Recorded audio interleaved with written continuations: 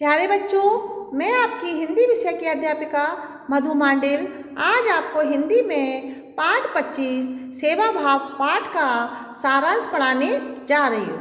आप इस पाठ को ध्यान से सुनिए और समझने का प्रयत्न कीजिए। प्रतापपुर शहर में विजय नाम का सरल स्वभाव एक बच्चा रहता था। दूसरों की सेवा करना उसे बहुत अच्छा लगता था। वह मोहल्ले में रहने वालों की ही नहीं बल्कि अपने आसपास के पेड़ पौधों और पशु पक्षियों की भी सेवा करता था। इससे मोहल्ले वाले उसे बहुत प्यार करते थे।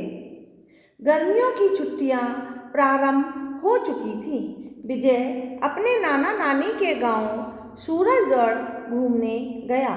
वह नाना जी के साथ प्रतिदिन घूमने जाता था और अपने साथ अनाज के दाने भी ले जाता था और रास्ते में मिलने वाले पक्षियों को चुगने के लिए डाल देता था। इतना ही नहीं, वह किसी बूढ़ी दादी या दादा को रास्ता पार करा देता था। साथ ही रास्ते में मिलने वाले घायल पशु की भी मदद करता और यदि पशु अधिक कष्ट में होते तो इसकी सूचना वह गांव में पशु चिकित्सक को देता। विजय का यह सेवा भाव देखकर नाना जी बहुत खुश होते, लेकिन उसे चिढ़ाने के लिए कहते कि तू यहाँ मेरे साथ घूमने आता है या इन सभी की सेवा करने आता है।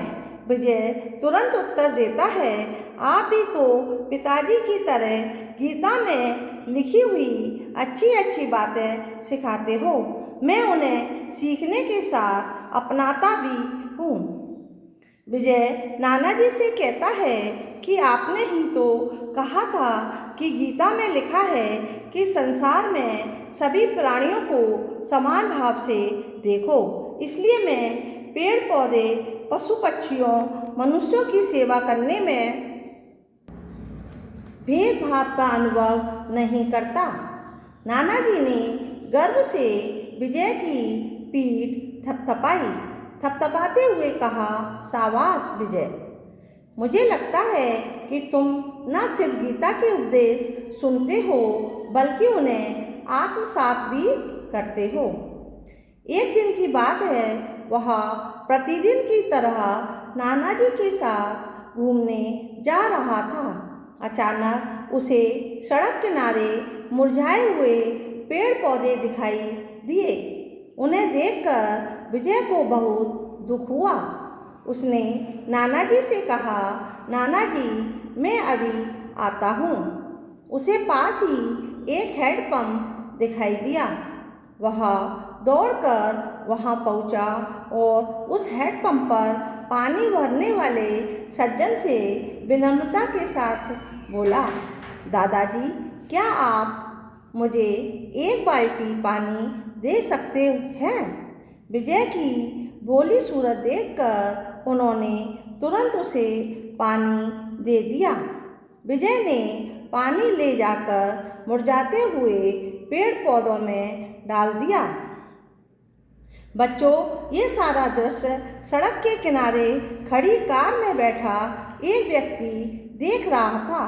उसने विजय को अपने पास बुलाया और कहा, बेटा आप उन पेड़ पौधों में पानी क्यों डाल रहे थे?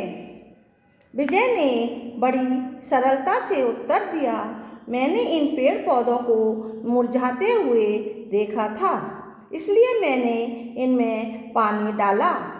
मेरे पिताजी कहते हैं कि संसार के समस्त प्राणियों में परमात्मा का वास होता है, अतः उनकी सेवा करना परमात्मा की सेवा करना है।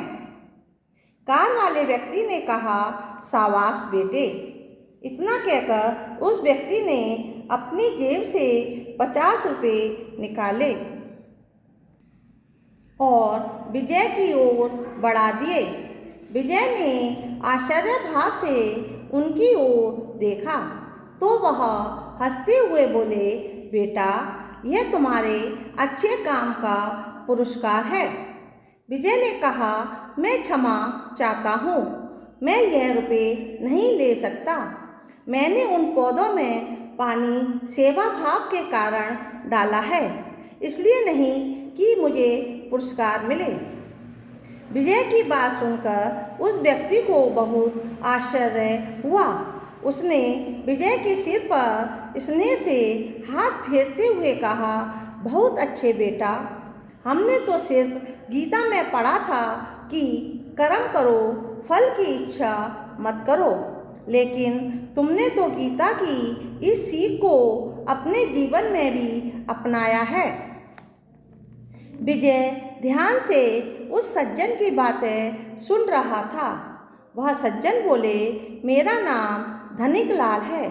वो सामने आम का बहुत बड़ा बगीचा देख रहे हो, मैं उसका मालिक हूँ। तुम्हारे निष्काम सेवा भाव ने मेरे हृदय को छू लिया है।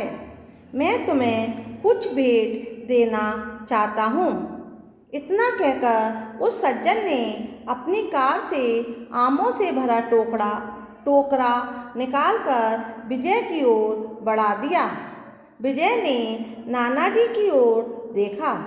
तब नानाजी ने सिर हिलाकर विजय को मौन स्वीकृति दे दी। विजय ने आमों का टोकरा लेकर उस सज्जन को प्रणाम किया और अपने नानाजी के साथ वापस अपने घर की ओर चल दिया। चलते चलते वह सोचता जा रहा था कि पिताजी सही कहते थे, कर्म करो, फल की चिंता मत करो। मैंने तो बिना इच्छा के ही सेवा की थी, जबकि उसका फल मुझे इतना अच्छा मिला। विजय को रास्ते में बहुत सारे बच्चे मिले। विजय सभी बच्चों को फल बांटते हुए घर पहुंचा।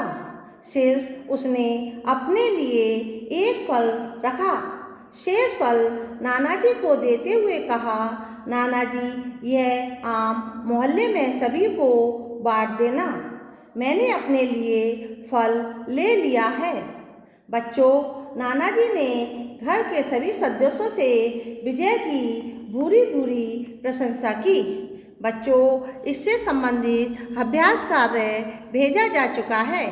उसे आप अपनी अभ्यास पुस्तिका में लिखिए और याद कीजिए।